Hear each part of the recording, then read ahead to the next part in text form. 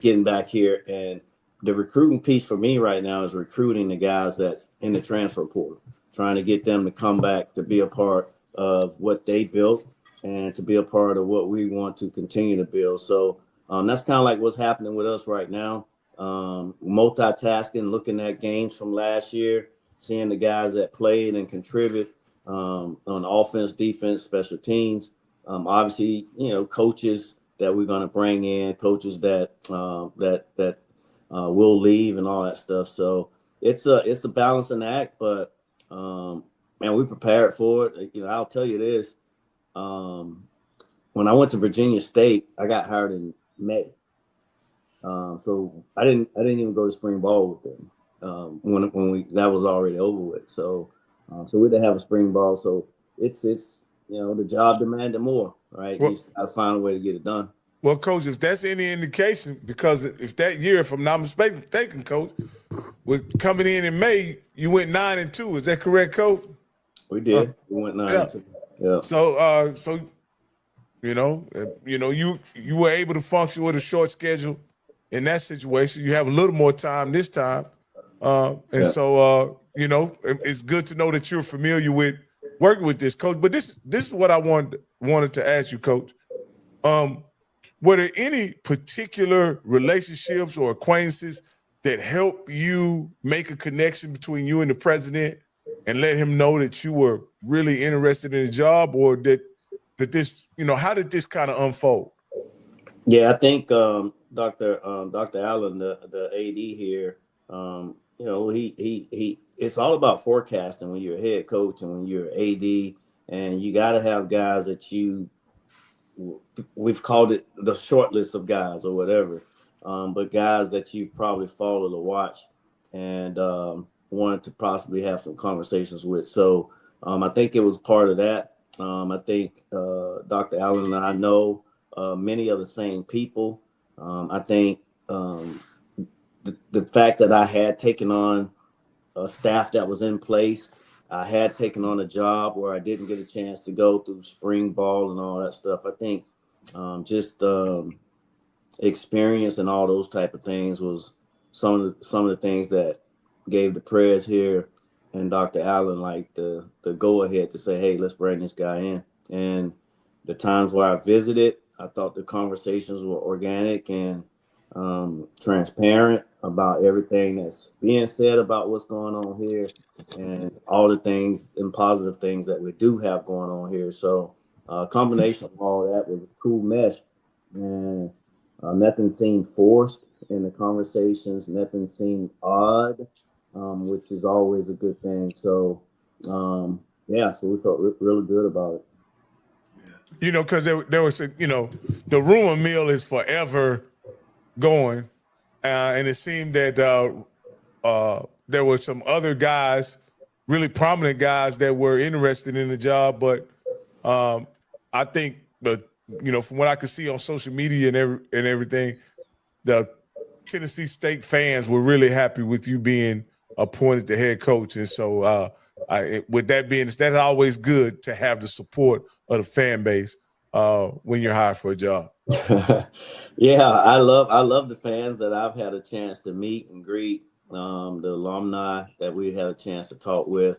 Like we've had a few functions where we've been able to get out in front of our alumni and our fans, and that's important to us. I mean, we want to engage the fans. We want to be available for our fans. We want to be available for our alumni because they laid the foundation for what we're receiving right now. So I always want to make ourselves available for that. I'm grateful that the fans think that we got it right. I believe we did, and we're excited about being in this leadership role here at Tennessee State, man. And when I tell you, I can't say enough about the history and tradition of this university. My high school coach, Steve Holloway, played football here, and he was a really good tight end and played in the NFL.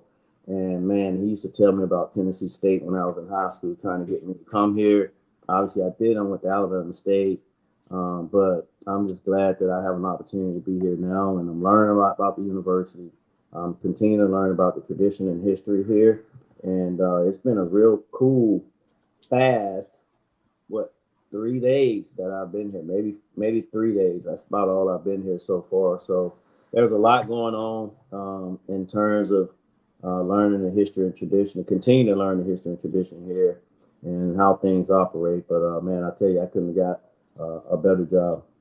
Yeah, guys, Barlow, and well, I know this. Of course, a lot of jobs have opened up, and his name is, of course, popped up. And we always talk, Barlow. I don't know if you even know.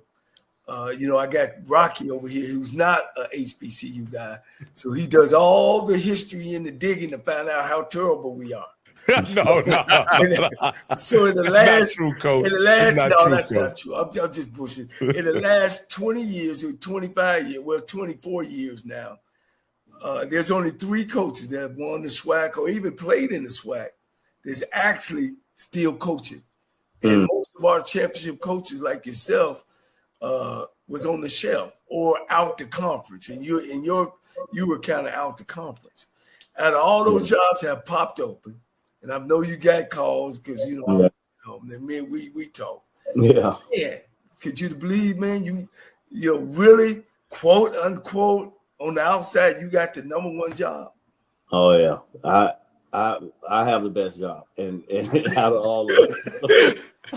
Hey, you got the toughest too. Now you got the toughest. Oh yeah, it's the toughest. It is the toughest, man. But I tell you, this is a good one here, man. Yeah. This is a good one. And sometimes God save us from ourselves, man. When here's a job come available, and if you're on the outs, and it's like, I'm gonna go ahead and take it, but then it's like something that changed, and you don't take it because here around the corner he had this right here for you, and being in the spring league, which I mentioned, I enjoyed that. So grateful for the opportunities I had there to coach, but man, having a chance to come to Tennessee State to do the campus tour, I was just blown away at this, how much space they got. I mean, the acres of land they got, and all the buildings that they have here, and student union.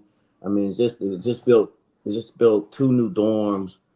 So this place here is booming. Of course, the city of Nashville is growing a lot. And there's a lot to offer here at Tennessee State. And, yeah, this is a good one, man, and we've been enjoying it. Now, Coach, you want to – Well, no. I was going to ask Coach Barlow, because Coach Barlow, it almost like once your name came up for this job, it seemed like a no-brainer. There have been several jobs in the area where you've been coaching that have come open, and I didn't hear your name come up. I'm not a historian. How does this? Because I don't know how it kind of works, Coach Barlow. Is that you have a guy on the Eastern Seaboard that's highly successful, and you got a number of jobs that come up, but his name doesn't come up for any of those jobs. But as soon as Tennessee State's open, you're the top candidate, and it's a no-brainer. It seems like in other areas you have that short list. And the short list kind of looks similar in every situation, but in the HBCU space, everybody's short list is no one. It's almost like Tennessee State has their short list, A&T has their short list, Hampton, Norfolk State, South Carolina State all have their short list, and none of those guys are on each other's list. So can you kind of tell me how that works as a coach that was in the market, obviously, for a while? Yeah, I think a lot of that stuff, man, is regionally, right? Region. And you say you got a coach that's from Alabama. He's recruited Alabama, probably have recruited Mississippi, Tennessee, Florida, Georgia, and all that stuff. So I'm sure that's probably why the lists are so different. I mean, you look at Alabama A&M, they grabbed an amazing coach in Sam Shade, but he was right there in Birmingham. He's from the area. He's recruited Alabama, Mississippi, and all that stuff. So that may have a lot to do with it. Every other time, I mean, there are sometimes there may be a wrinkle thrown in it, but you look at Dawson Oldham some years back, who was an amazing coach at Southern. but he was kind of like an East Coast guy, and he ended up back at Norfolk, he was on their short list and ended up getting a job. So I think that part may have something to do with it, but whatever those lists are, I think those lists needs to find a LC code name on there. The people who have jobs that may come available, because he's still doing it at a high level. He's doing it at some places where it typically is not used to having wins and seeing that stuff happen like that. So, and he's just not there on staff. I mean, he's coordinate that thing. So that shows that he still has the ability to coach and get guys to play for him at a high level. Yeah. Coach, now I'm gonna give you some tips here. You already know we talk. All right, I give Eddie George his flowers. He did win the championship, but I know the real Tennessee State. I've gotten this from some of the people who played. How much will you have with your schedule? Because we can't continue to play Pine Bluff, Mississippi Valley, Lane College. When we used to playing them boys, them Florida A&M boys, them Jackson State boys, them North Carolina Central boys. Man, Coach, you stole my thunder, Coach. I'm upset. To play the best HBCU and then play their schedule. Yeah. Now, I've done my research and I know Barlow, I know you ain't gonna stand for this. We sold 25 season tickets and folk barely came to the game. I know Barlow at Alabama State, your whole thing was a lot different. So not only are you going to have to get your program ready on the field, and I guess the question I'm asking with you and the athletic director, will you play a role in your schedule? Yeah, so Dr. Allen and myself, Dusty Bennett, who works in the athletic department, associate AD, this guy Dusty is good, man. He's already. The schedule this year, they want us and we want to have Tennessee State play HBCU schools outside. When we're not playing in conference, then we want to have that tradition of playing Jackson State. We got a contract that we're going to play A&M for the next 4 years. Alabama A&M. We're going to play Howard, right? And then of course. We'll continue to add. When I was at Alabama State, we played Tennessee State there in Montgomery. So we're definitely going to be having a schedule where we're playing against the top dogs, HBCU schools, because that's been the standard. That's what Tennessee State has done for a long time. And Tennessee State will take care of business too for a long time playing against those schools. So that's definitely something that they are very intentional about playing teams, HBCU schools. Like we'll have the home and home with Alabama A&M. We've had the home and home with Howard for homecoming type deal, and those games will continue. And even non-HBCU, North Dakota State. It's a home and home. They played North Dakota State last year, and we play them again this year at home. So those games are challenging. Right? These guys are in a whole different recruiting range and all that type of stuff. But get a chance to see how you measure up. Right? Say you want to play the best of the best, so you get a chance. Look, Cole, we ain't holding you responsible for that. We ain't holding you responsible for that. Coach can say it. See, I can say it. Ain't no damn way we need to be going way up north where we don't even recruit from playing a team that won seven championships, 7 NCAA Division I championships. Ain't no way, Coach. Well, they're gonna come. They're coming down here to come to the South this time, so we get a chance to let them play in some of that heat, that Tennessee heat, man, and take our guys out there and go play against an outstanding university. So it should be fun. Well, Coach, you're going to get the opportunity to shock the world in that game, Coach. If you're able to make some noise in that game, the sky's the limit, Coach. Will that be y'all first game of the season? No, sir. It's not the first game, but I think it may be the third game. But I'm right now. Our schedule is the transfer portal. That's my opponent right now. That's right, Coach. That's right. That's right. Hey, what you say, Coach? I can get some ready-made. Yeah.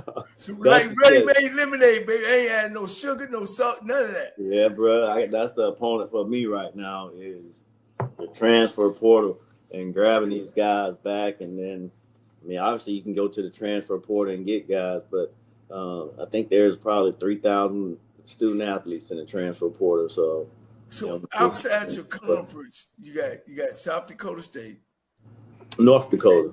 North Dakota State, right? Mm-hmm. Alabama A&M this year, or yes. And is it Southern? Howard, okay. And North Carolina A&T. Lane, Pine Bluff. And North Carolina A&T. That's where they play first. Okay. Yeah. So yeah. Now that's Tennessee State football right there, Coach. Yeah. Y'all get some folks start coming back out. Hey, Coach, A&T's been a huckleberry, so Coach, you might got you one right off the bat with A&T. No, man, A&T is one of those historic programs, and they've done a good job. They got a new coach there, so I'm sure I think he's an alum and played there as well, and has had some. Oh, he's in CCU, Coach. So, he almost got that. He almost got that Florida A&M job. Oh, I didn't mean to say that. I didn't mean to say that. He was a good coach down at Fort Valley. Old Joe, Coach Barlow. Yeah. Hey. Yeah, he won over there at Fort Valley. Yeah. Yes, sir. Yeah, it'll be good. It'll be good. So, yeah, it's defensive coordinator. Is it a defense that you want to play? Have you decided one, or you got your defensive staff? Yeah. So, I'm big in, like, you hire a guy, the coordinators, you at least want them to have some names that they can bring with them. So Greg Williams is going to be our defensive coordinator. Repeat that, Coach.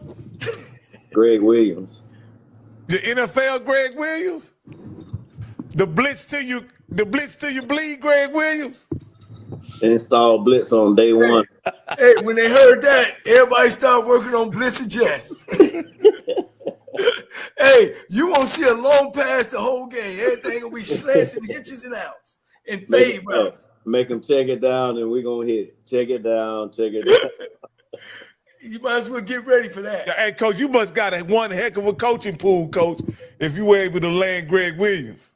Well, Greg has been our defensive coordinator the last 2 years there with our team with the UFL. He's been our defensive coordinator. So we built a relationship, rapport just over the years, playing against them. And when he was with the Titans for all those years. And then, like I said, he's been our defense coordinator the last few years. And I tell you this, since I've gotten this job, and you guys know that in coaching, you're going to get people that want to come work for you. And you're going to get people that want to come coach. And for whatever reason, one, they may just need a job or whatever. But the list of names and the people that have reached out to me and the experience that these guys have, I'm blown away. But it's Tennessee State, all right? It's Tennessee State. This is Scott Pioli, who is a longtime NFL GM, Super Bowls. He's won them all over.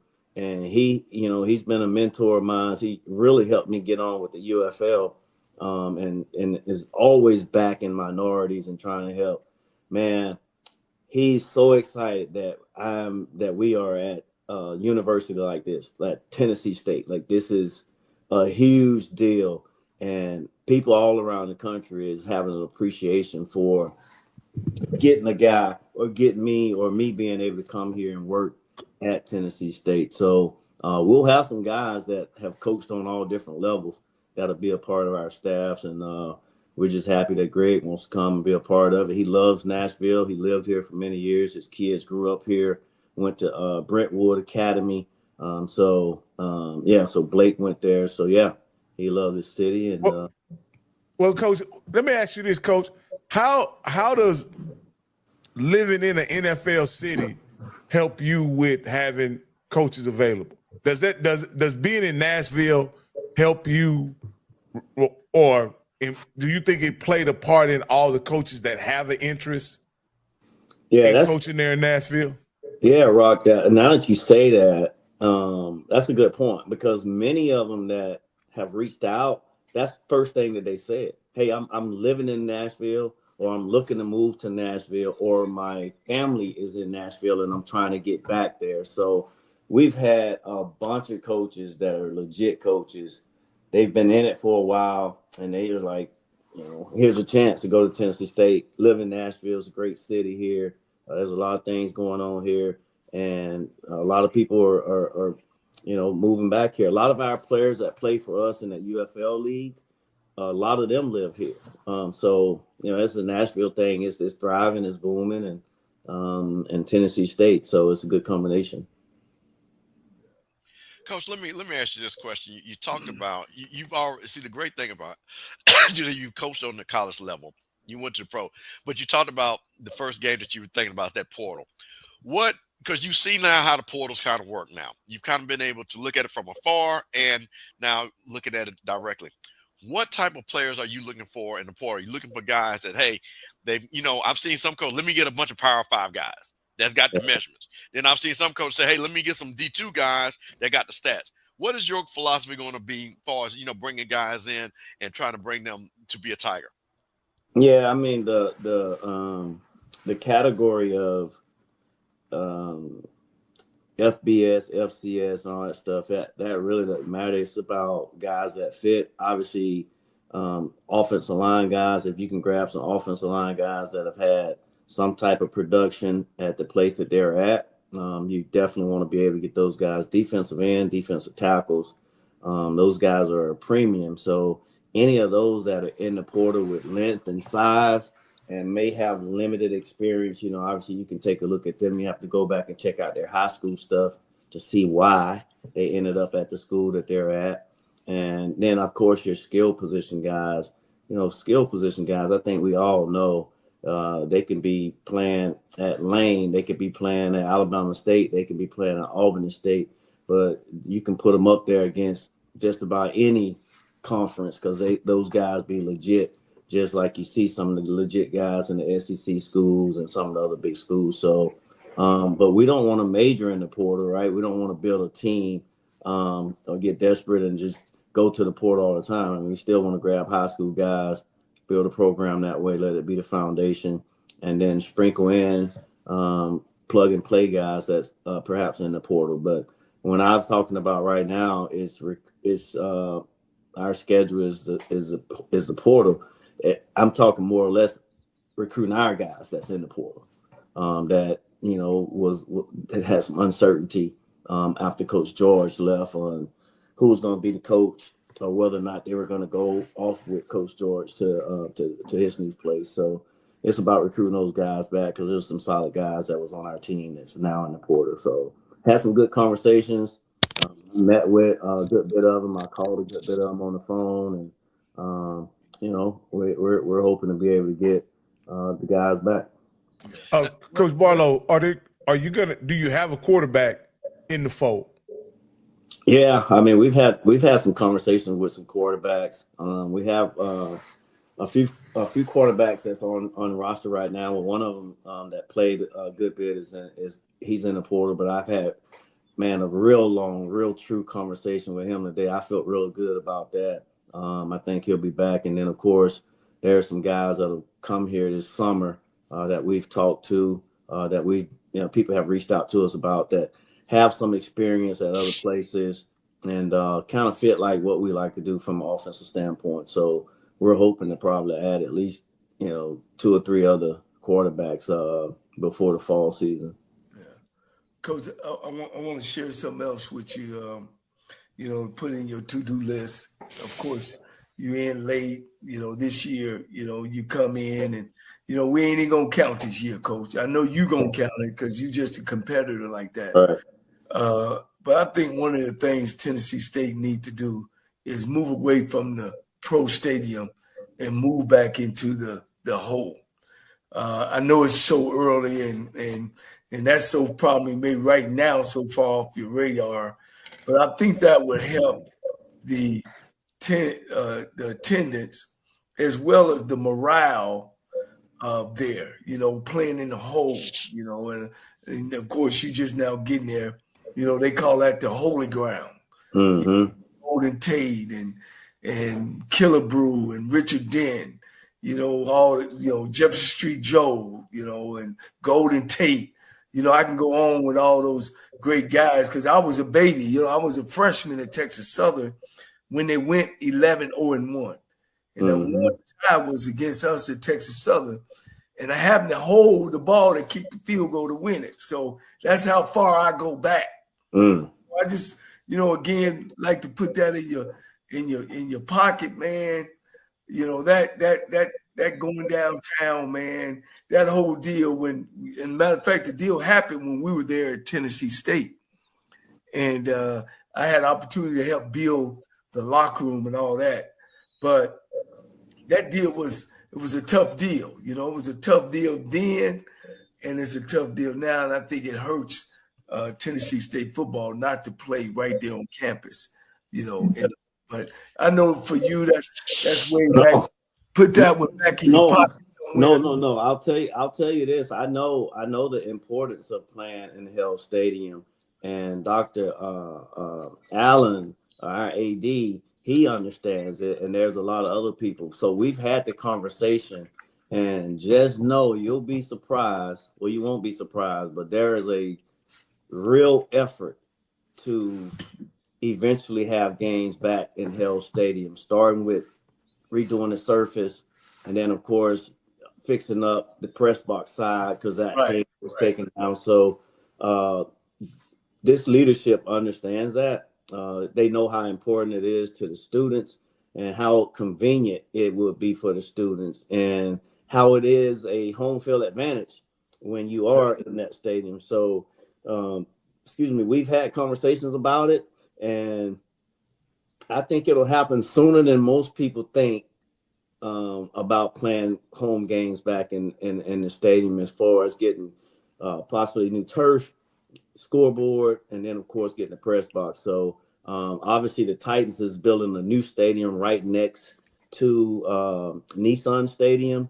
I think it'll still have the same obligations in terms of Tennessee State will have our own area, locker room, and all that stuff in that stadium as well. It'll be a dome, but I think the overall thoughts of getting back on campus is something that a lot of people want, and I think it'll happen sooner than later.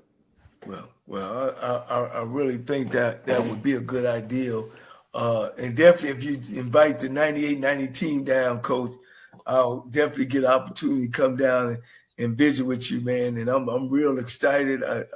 I think they chose the right guy. I know you'll get it done. I know you'll get the people in there to get it done. That's right. And you guys don't know Coach Barlow. One thing about it, babe, if you don't get it done, he'll give you one of these. Yeah, you're right. I've never fired anybody, man. They fired yeah. So, man, and Coach Shannon Harris, he's a Tennessee State grad, quarterback, played there. He'll coach your what now, quarterbacks? Yeah, he'll be a quarterback coach, man. But we're happy about him, Shannon, man. He gonna blow those people away at the UFL. He's the interim head coach right now. He's taking on the team, and he's been able to do that. I'm just grateful that the UFL gave him that chance, right? We all had a conversation, and they're giving him a chance to show that he belongs and that he can coach and manage a team and all that stuff. So we're excited about him doing that. And then your offense coordinator, Fred Keiss, he's been at Tennessee State. Now this is his fourth time? Third or fourth time. Yeah, he actually coached with me. He was the offensive coordinator of the year in the XFL. Yeah. He knows HBCU football, and I know that's another exciting move for you. Yeah, those guys have experience with Tennessee State. They know this area. Shannon has a lot of connections here. Coach Keiss, obviously, he's coached here a long time, and we're looking to sprinkle in a few other guys that may be affiliated with Tennessee State as well. Are you thinking about Russ Armfield, or that's something down the line, or you got some people in line? I think we want Russ to be affiliated with the program in some form or fashion. I'm looking forward to spending some time with him. I just got here, like I said, like 3 days ago, and it's been hitting the ground running. But Russ is somebody that I really have a lot of respect for, and definitely want to spend some time with him and get him around the program. What's the soul food place down there, Coach? You been to the soul food place? I've not been to the soul food place, but I've heard about a couple places that they've mentioned to me. There's a Jamaican little spot. Out there. So I'm trying to see it and do it all here in this city, man, and be available to the people and barbershops and all that stuff. The church around here, so I want to be involved and be able to meet and greet a lot of folks here in Nashville. Yeah, it's a lot of fine folks down there, man, and I had a great time there, and I'm pretty sure you will as well, Coach. You guys got something? Yeah, I do, Coach. I want to talk about. Let's talk about your AD, and he's one of the dynamic young ADs out there.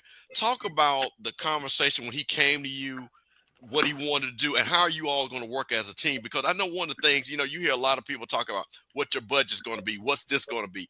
But one of the things that I've, just watching AD Allen from afar, he's a very innovative person. I look at you as a very innovative person. So what are you going to do far as, being innovative, working, as you can say, work what you got, and also talk about your relationship and how you guys are going to partner together to build Tennessee State football? Yeah, well, I have a lot of respect for AD Allen. I think his heart and soul and mind is in the right spot. I think I know he's extremely passionate about working and doing what's right for Tennessee State. And one of the things that I truly love about him is the players, the student athletes here knows that he cares about them. He'll go over and beyond to help them, to make things happen for them. He's relatable. He has great energy and enthusiasm about his job and about developing these young men and making sure that they have the things that they need, the resources that they need to be successful. And amongst myself and AD Allen, Dusty Bennett, and as well as the other people that's affiliated with the department, man, there's some smart people. They got some things in place that they want to do. From a scheduling standpoint, from a fundraiser standpoint, and we just want to be available for them, so we can parlay and we can use the resources that we're able to get to benefit the student athletes here at Tennessee State because they deserve it. Coach, I know you're the 23rd, and I'm correct on the 23rd head coach at Tennessee State. That correct? Am I right on that? 23rd. MJ. That Jordan year. One of the things that, and again, being around this, I'm originally from Jackson. That's why I said I've seen you play. You were in school. I was at FAMU, so I've seen you play. The alumni, they are a very passionate fan base. They are a very historical fan base. And I like what the AD is doing to, you got to play, like you said, the OVC schedule. But he's saying, let's go back to our roots also. I think two things, I know he's going to probably work on, see if we can get Jack State and FAMU back on schedule. Then folks will be really happy. But what do you say to the alumni that have been kind of, a lot of apathy for the last 10 years, not feeling that is that blue, blue tiger roar? What are you telling those alumni as you're meeting them and what to expect from you in Tennessee State? Yeah, I think they see the mission, right? For 10 years or so, Tennessee State might not have played many HBCUs. They might have played one game against the HBCU, maybe Jackson or something like that. But they see it now. I mean, Alabama A&M, they got Howard, you got North Carolina A&T. So you see the work behind the scene that that the AD is trying to make happen for our alums. We know that our alums want that. There's already talks about being able to play FAM, like you mentioned, play Jackson. Like they had it back in the day. So the fans will see and they will know that the AD, the president, and everybody else is doing what they can to give them what they want, and that's to be able to come to HBCU games. Well, I'm super excited because, like I say, I always tell people we need Tennessee State to be good. You need those blue bloods because those are the foundation of bedrocks of HBCU football when you're talking from a historical standpoint. And because, like you said, and this is another thing too, you played in the NFL. So you were drafted, and you were, as they say, part of that glory time. You were drafted in the 4th round. What do you tell your players that say, hey, I actually played in the NFL? I was drafted, in the higher rounds. Is that something that you're telling your players, that you understand how to not only help them get a great education like you did, but also get them to the NFL? That's something also you're talking to the players? And, Yeah. again, I know, because I know you re-recruit them, but, some of the things, that conversation that you're just having with the guys. Yeah, I mean, all those guys, all these kids, they want to play in the NFL. They want that opportunity to play in the NFL. And what I've shared with them is, hey, like you just mentioned, on the blueprint for it. I was once you. I was once walking on the campus trying to figure out, knowing that I want to play in the NFL. And then we went to work and worked with grit and all that stuff, and had some people to believe in us. And the resources that they have now are even better than what we had, because we wasn't on TV all the time. We're on BET here and there, but these guys are on ESPN2, ESPN3, all different ESPNs. They're on the HBCU Game Day Network. So the games are being on TV, social media and all that stuff. And then, of course, the HBCU Legacy All-Star Game, Combine, and all that stuff. That's a game changer for HBCUs, because if you go to HBCU and if you're as good as you say you are and you ball out, you're going to be seen by all 32 teams and GMs and scouts, just like the kids that go to the Indianapolis Combine. So those are some of the things that I talk to our guys about. Hey, you stay here, you get a chance to ball out, and you'll get, if you don't get in the Senior Bowl or the East-West Shrine Bowl game, and then you'll have a chance to still be seen by NFL scouts. So and I'm not the only one. Like I said, there's 121 names up over there in our facility of guys that played at Tennessee State that played in the NFL. And every time I think about that, that is crazy to me to know that this school has had that many people go play in the NFL. That's mind-boggling to me. That is amazing. Well, Coach, I wish you well. I look forward to you getting on the schedule with Florida A&M, because we got to get that historic rivalry back. I know our AD has talked about it. I know your AD has talked about it. So, like I said, I wish you well. And I'm excited. I talked to Coach Eddie Robinson, because I'm assuming you and Coach Robinson played together on the same squad and everything at the same time.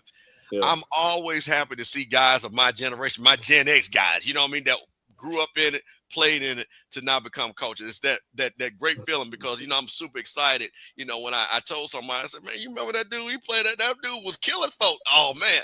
So I'm super excited. And Coach, I want you to, let people know that we are going to support you, and we're really happy that you're back. Yeah, I appreciate it. Excited about it. And Johnny, man, we're going to make sure I talk with the AD and them tomorrow about the 98 and 99 team, man, so we can figure out how to get you guys back, man. Show some love. I'd love to meet some of those guys. And all. They have a page, Coach. They have a page, a Go page, and several of them, unfortunately, have passed away as well. Mm-hmm. And they really get together. But, man, Barlow, when I tell you a bunch of guys that loves Texas Southern and really, really feel neglected because, of course, about media and stuff. Coach, Texas Southern ain't gonna help Tennessee State, Coach. Did I say Texas Southern? Yeah. Well, look, you. Hey, charge it to my head, not my heart. But it's just the guys that just ain't mentioned that, and they were the first HBCU crew to win all-white, all PWI conference. Of course, winning back-to-back. They the first team that Tennessee State has won a conference, because, as you know, back in the day, in the 80s, Tennessee State used to be independent. Mm-hmm. And so these guys are the first, man. No, that's huge, man. And that I say it all the time, man. One of the things, HBCUs, we got the love on our own, man. Nobody's going to announce them on ESPN for being a champion, all that stuff. So we definitely need to honor those guys. We started doing that at Alabama State, recognizing people, and obviously we're gonna do it here. So we'll talk with the powers that be, and see what game we can do it, and and see if we can pull it off for you guys. Because, I mean, and those guys can really share. I mean, we had one kid's son went to Yale, one kid's son went to Boston College, and they all was trying to send their sons back to Tennessee State, and really, man, they missed out on a bunch of great football players, as well as guys that can come in and donate money. And, we talk about that, Barlow. It ain't just Tennessee State. We talk about that on this channel about, as you just said, so privileged about how we got to love on our own. Yeah. We got to love on our own. And I take my hat off to your alma mater, Alabama State. I mean, they do a good job of that, Yeah. They good job of that. We just got to have more HBCU. Hey, how that call came in, Rocky? Yes, Coach. Yeah, we got a special call for you, Barlow. All right. You know the Coles, man. We think a lot of you, boy. Oh man, it was just in and it dropped off. Did it? Oh man, oh man, dang! I was been on that. Yeah. Yeah. Well, I'm always appreciative to hang out, talk with you guys, man. You're welcome to come up here anytime and hang out, spend some time with us, and just looking forward to being the coach here, man. Definitely want you guys to come back. Want the former players, so tell your former players, man. Just reach out to us. We want them at practice. We want them at the games. We want all of that. So, do y'all have any fun? Well, you only been there 3 days. Past we had Florida A&M come on, and what they talked about, what fundraiser they had. Coach Campbell's our fundraiser guy. Hey, Coach, I'm always going to promote that money. So, Coach, when you and your AD get that, I know they have the thing, the 23 for 23 or, Go Tiger Fund or whatever, you come back on and let us know what it is so we can drop that link in the chat. You got a lot of your alumni that's listening tonight because the bottom line, Coach, I always challenge people this. I got a check that's behind me right here. You can't see it, but we raised $100,000 for FAMU. But what I always tell people, if you want your coach to win, send them some money. mm-hmm. Send them some money. I guarantee you send them some money.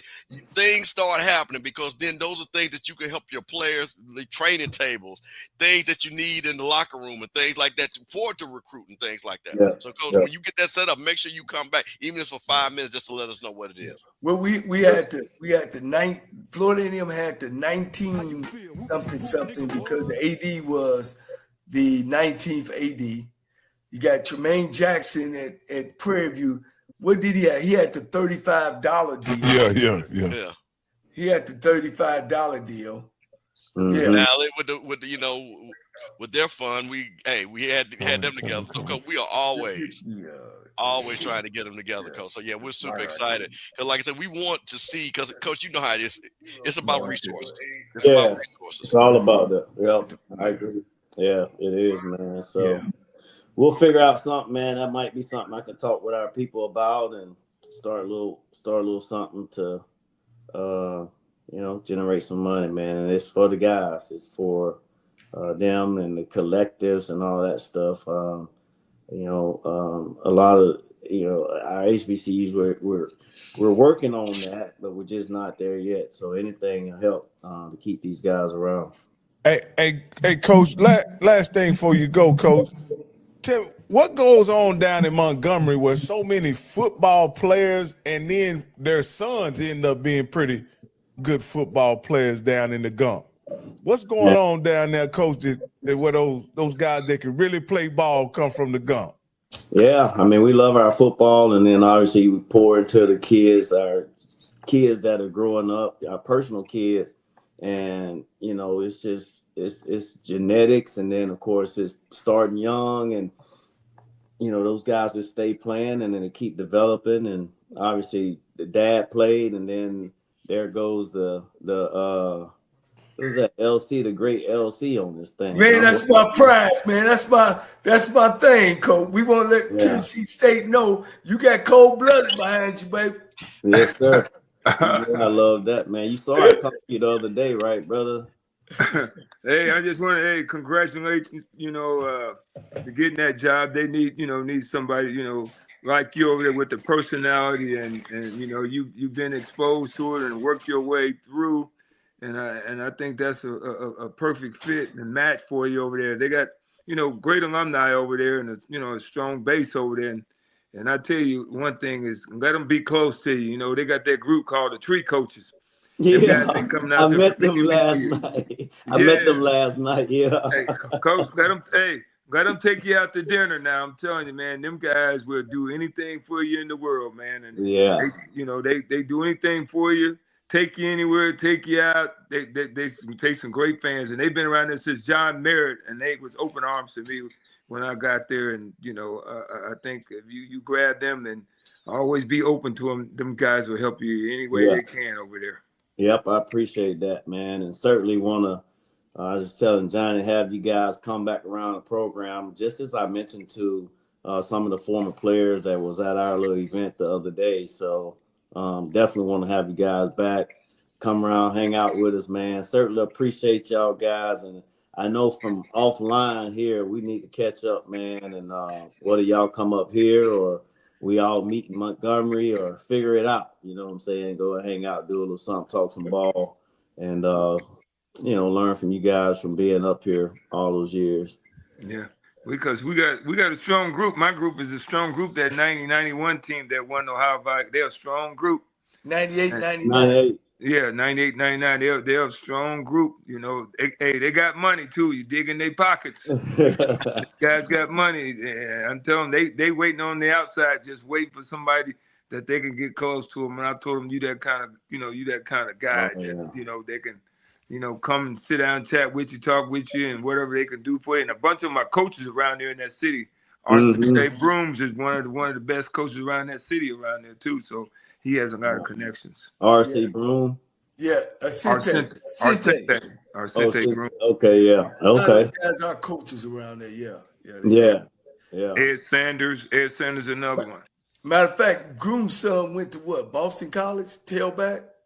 Yeah, at Duke. I think he went to Duke. Yeah, well, we got some with Duke, Yale. They very. But I want to make sure I bring that on for you, Barlow, man, and let you know we support you 110, man. Man, it's made my day, man. I'm telling you, Tennessee State love, bro. I'm telling you, man. This is outstanding, man. And I appreciate you guys, man. And shoot, we're gonna stay after it. And like I say, anytime y'all want to roll through, man, let us know. We come up here and put you up, man. Take you down on Broadway or something. I don't know. Hey, but I got to bring my crew. My two boys. We roll from city to city, baby. Yeah, bro. We'd love to have y'all, man. We can get y'all come host a show from down here or something, man, and have a good time. Now you're talking, Coach. Hey, Coach, one last thing. My cousin is a professor up there, Dr. T.D. McNeil.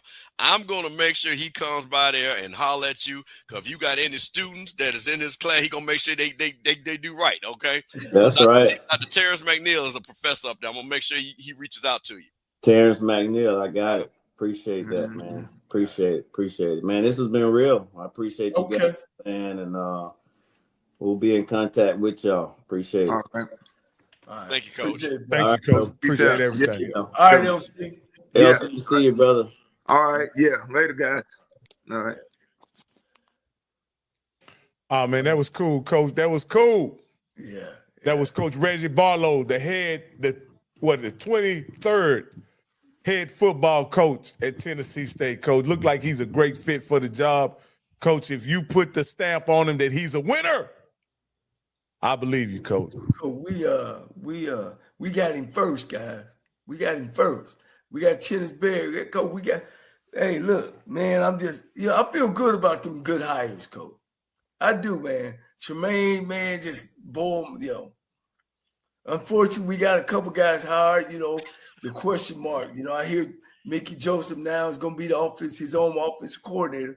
So that's big, and, we're Grambling. So we're looking forward to that. Hey, Coach, you're going to have to do something to get the Southern coach on here, Coach. You're gonna have to write him a letter, send him a bouquet or something, Coach. You're gonna have to do something to get the Southern coach on here, Coach. Rocky, listen, this is an inside joke. The only way he's coming on is Coach Cole don't be on. We'll leave it at that.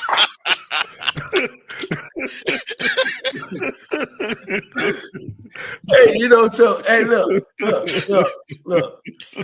We're gonna keep that Let me inside. tell y'all something. Y'all appreciate these. You know, I always used to tell my team, the team is bigger than everybody. Team bigger Absolutely. than me, team bigger than you.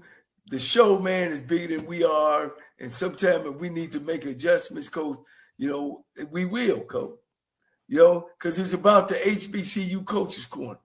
It ain't about Campbell. It ain't about Cole. It ain't about Rocky.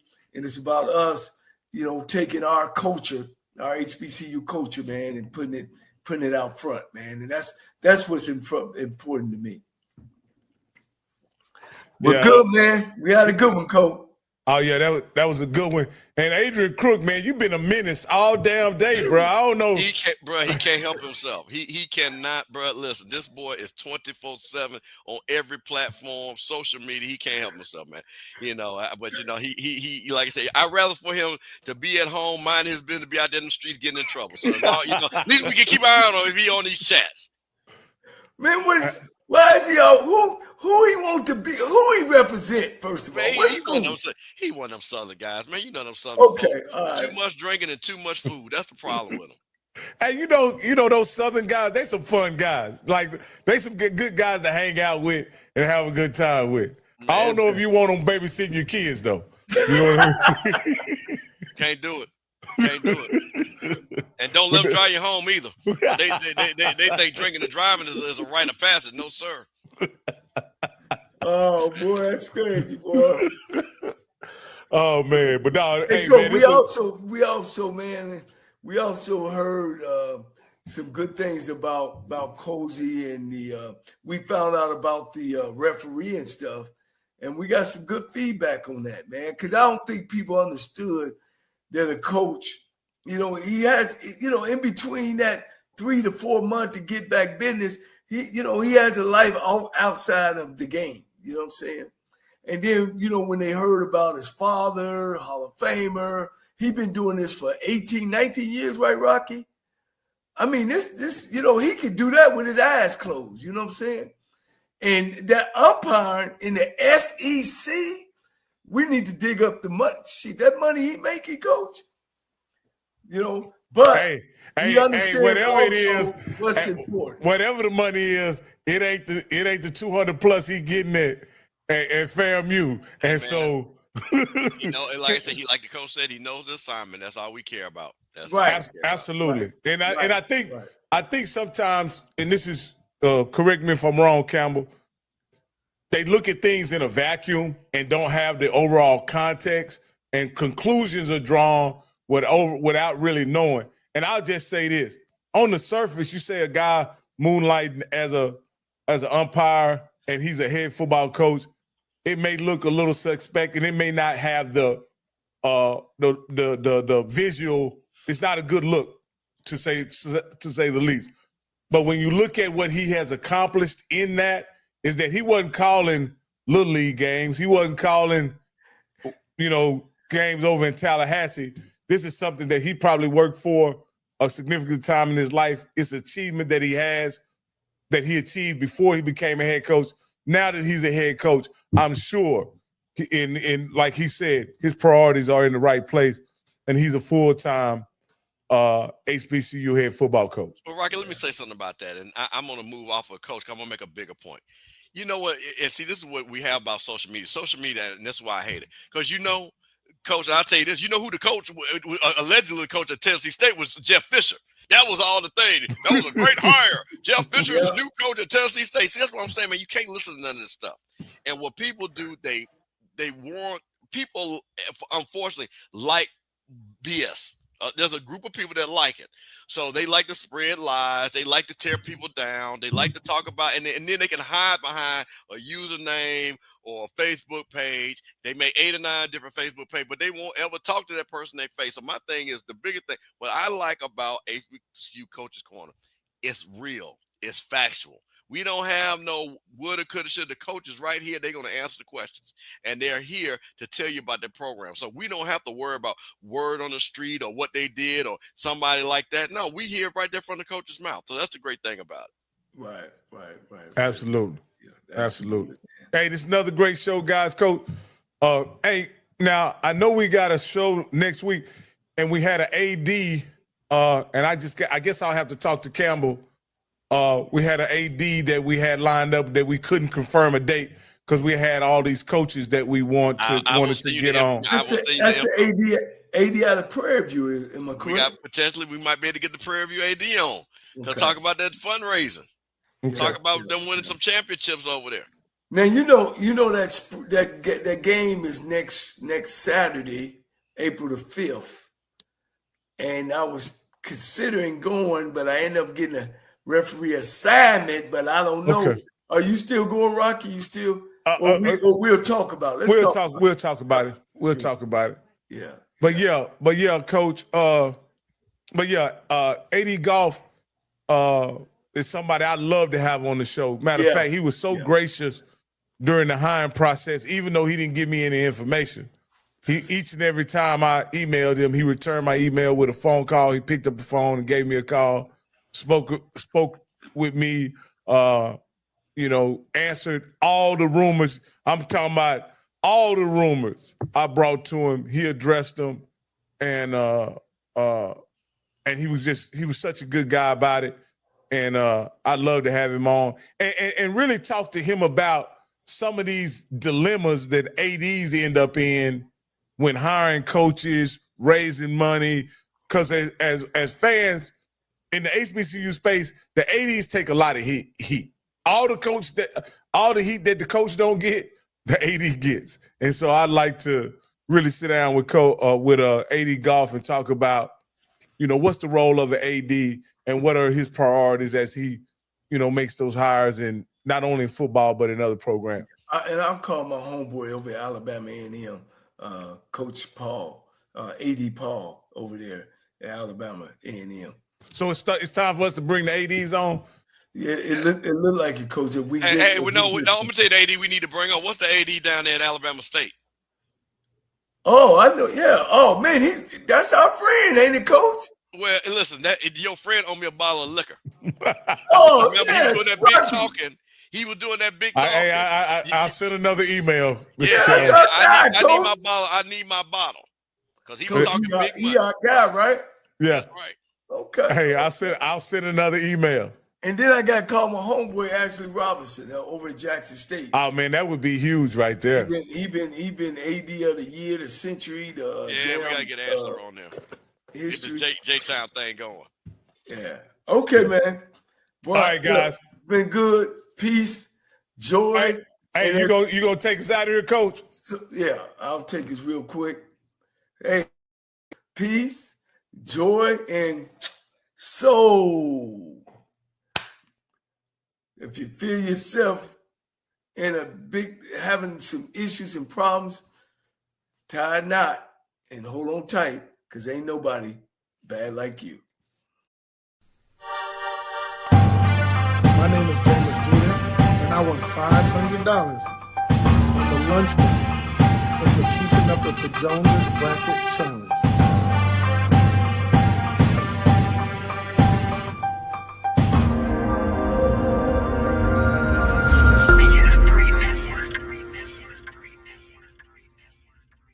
BS3 Network, changing the way you watch TV.